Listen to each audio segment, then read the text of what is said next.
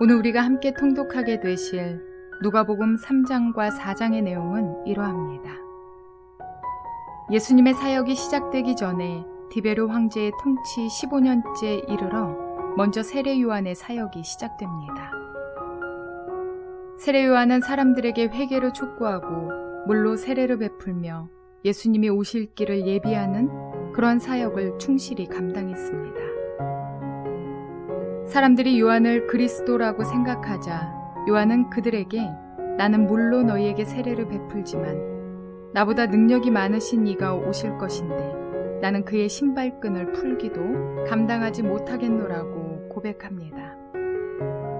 세례 요한은 분봉왕 헤롯의 악행을 지적한 일로 옥에 갇히지만 그의 사역은 우리 예수님께서 오시는 길에 중요한 디딤돌이 됩니다. 예수님의 사역을 소개하기 전에 누가는 예수님의 족보를 소개합니다. 그리고 예수님이 공생애를 시작하는 시점에서 그분의 사역을 회방하려는 마귀의 시험을 받으신 이야기가 잘 기록되어 있습니다. 이때 예수님은 기록된 말씀드린 모세오경과 예언서를 통한 성경의 내용을 기반으로 마귀에게 대응하십니다.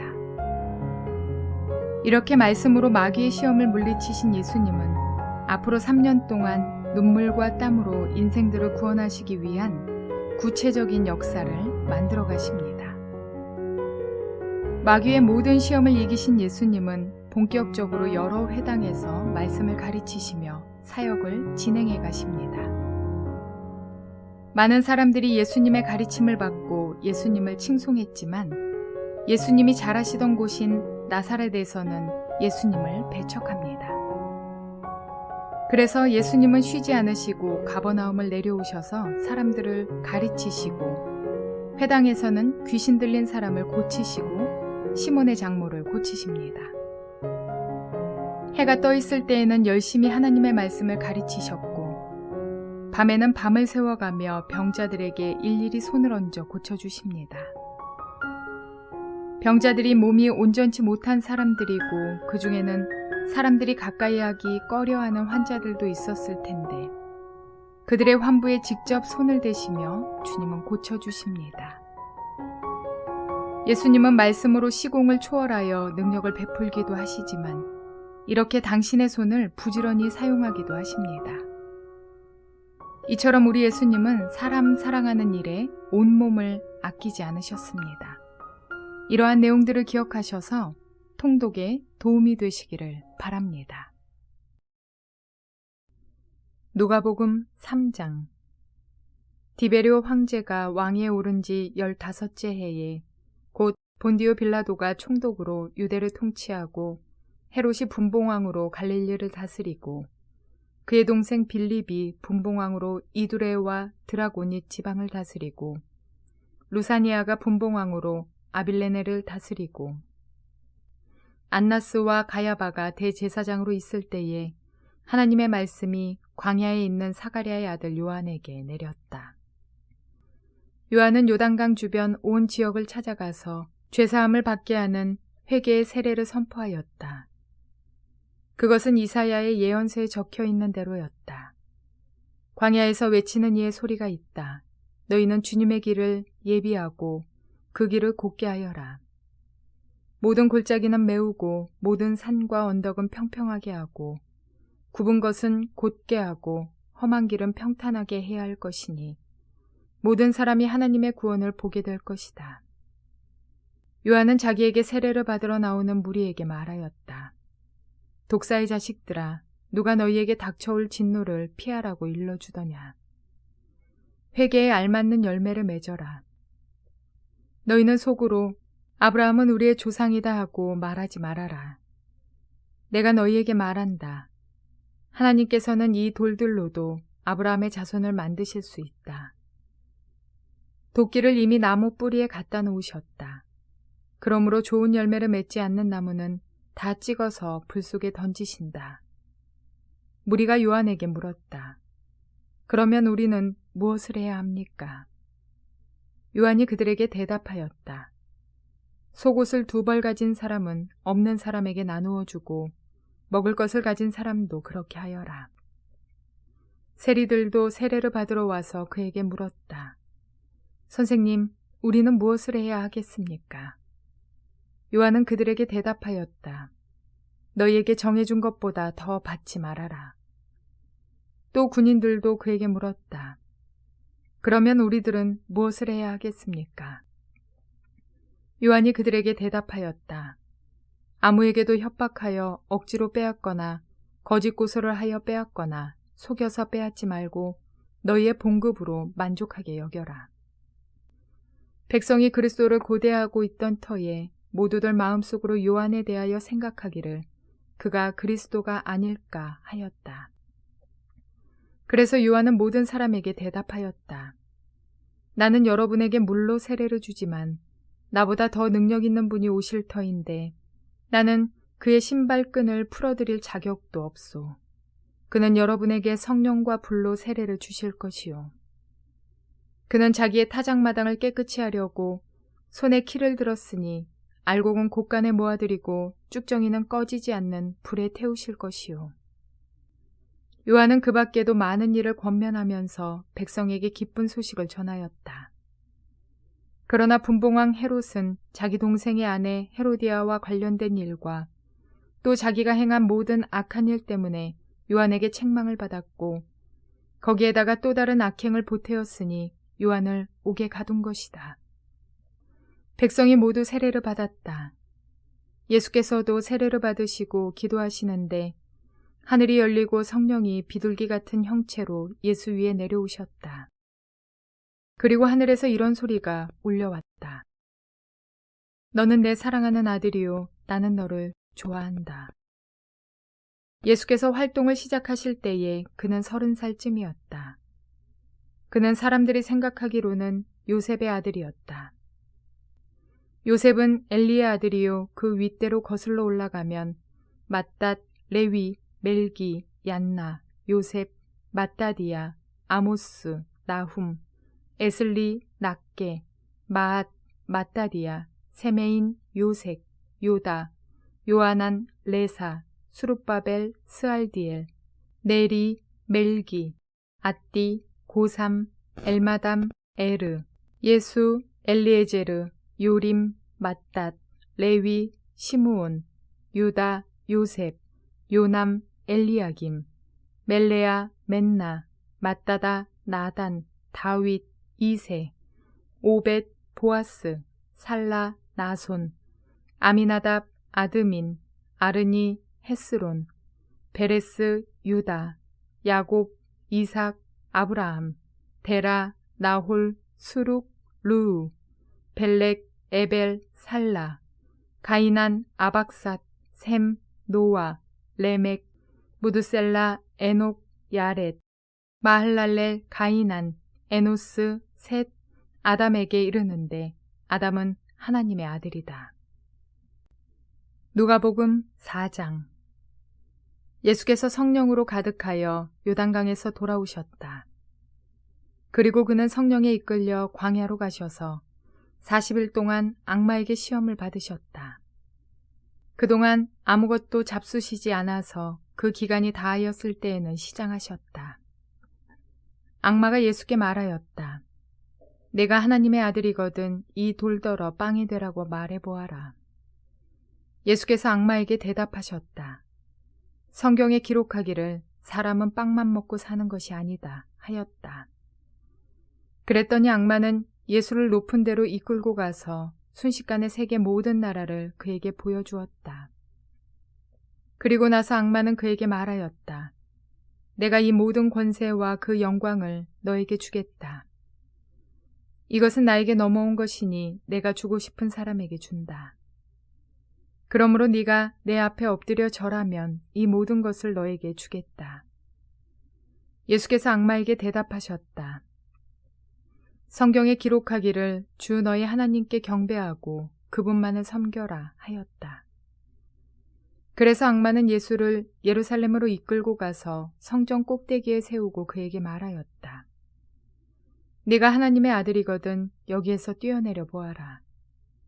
성경에 기록하기를 하나님이 너를 위하여 자기 천사들에게 명해서 너를 지키게 하실 것이다 하였고 또한 그들이 손으로 너를 떠받쳐서 너의 발이 돌에 부딪히지 않게 할 것이다 하였다.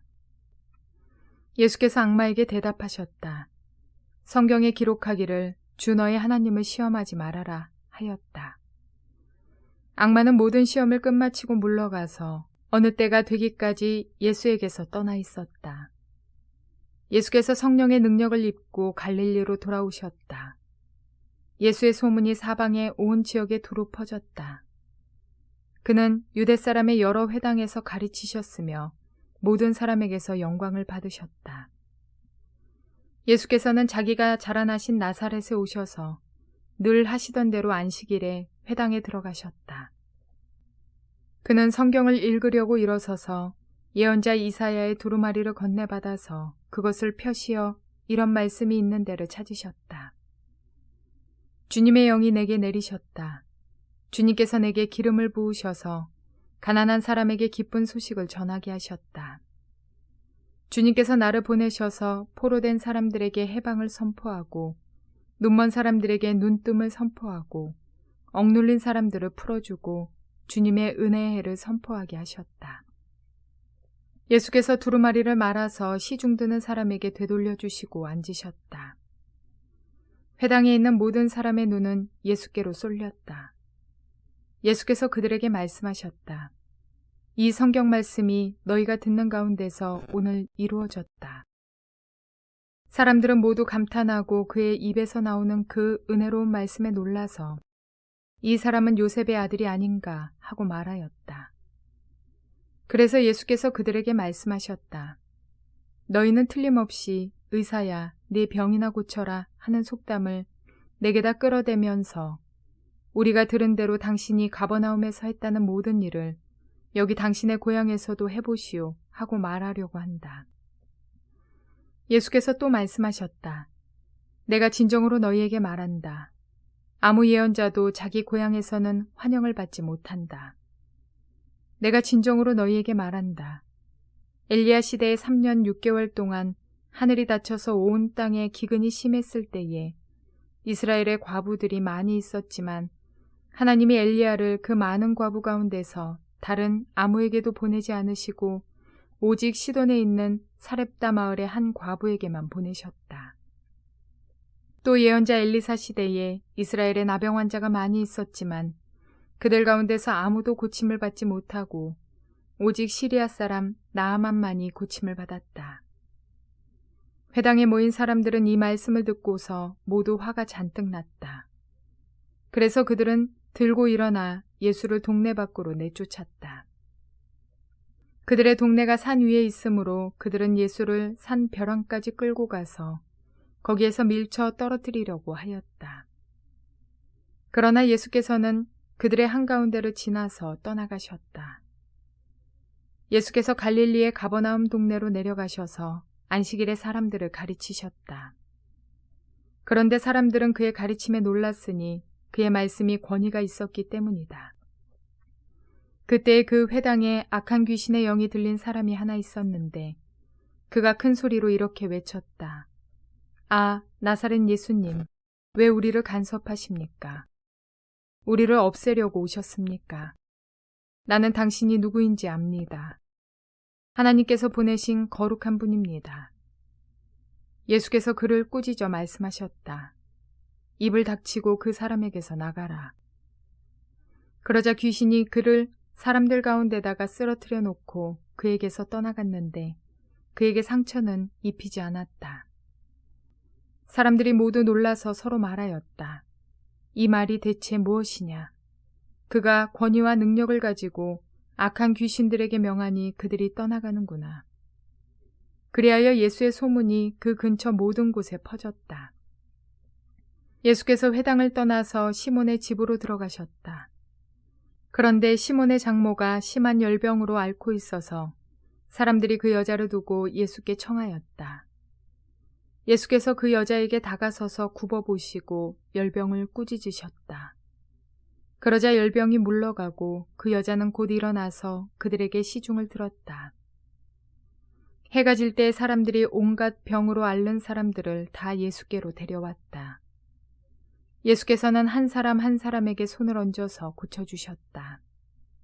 또 귀신들도 많은 사람에게서 떠나가며 소리를 질렀다. 당신은 하나님의 아들입니다.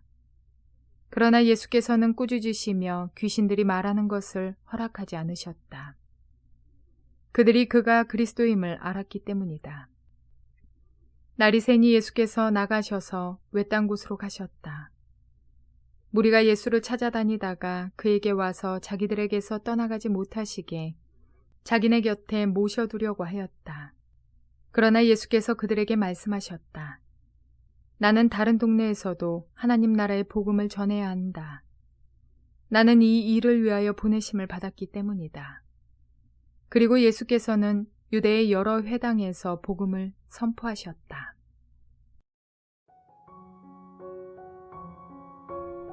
누가복음 3장에 나타난 족보는 아브라함에서부터 내려온 마태복음의 족보와는 달리 예수님, 요셉, 나단, 다윗, 아브라함, 노아, 아담, 그리고 하나님으로 거슬러 올라가는 그러한 형식을 띠고 있습니다. 마태는 유대인들을 대상으로 예수님이 구약에 예언된 메시아임을 강조하려고 했던 것에 반해서 누가는 예수님이 온 인류의 메시아이심을 밝히고자 했던 것에서 이런 차이가 난 것이라고 할 수 있겠습니다. 온 인류의 구원자 되시는 우리 주님께서는 하나님이시면서 친히 인간의 모습으로 오셨습니다. 그리고 세례 요한에게 세례를 받으신 후 40일간 광야에서 금식하시고 마귀의 시험을 이기셨습니다. 예수님은 하나님이니까 당연히 이기는 것이고 우리는 피조물이라 연약하여서 마귀의 시험에 당연히 넘어지는 것이 아닙니다. 완전한 하나님이신 예수님이시지만 완전한 인간으로 오셔서 우리와 같이 배고프시고 피곤하시고 그리고 감정적으로 슬픔과 기쁨 등을 동일하게 느끼시는 분이셨습니다. 그런데 그 예수님께서 마귀의 시험을 당하실 때 친히 사용하신 무기는 성경에 기록한 바라는 말씀을 반복하시며 하나님의 말씀으로 이기십니다. 우리에게 하나님의 길을 가는 척도가 무엇인지 친히 본을 보이시고 주님의 길을 따라오라고 명하십니다. 하나님을 향한 사랑과 그분의 말씀이면 우리도 마귀의 시험에 넘어지지 않고 주의 도를 따라갈 수 있습니다. 그러나 더욱 중요한 한 가지, 성령의 충만함 속에서 가능하다는 사실을 꼭 기억하셔야 합니다. 인간의 힘으로는 할 수 없는 것들을 주님이 함께 하시면 능히 이길 수 있기 때문입니다. 그러므로 오늘도 성령의 충만함을 입어 걸려오는 마귀의 유혹과 시험 속에서 말씀으로 승리를 누리시는 저와 여러분 모두가 되시기를 주님의 이름으로 축원을 드립니다.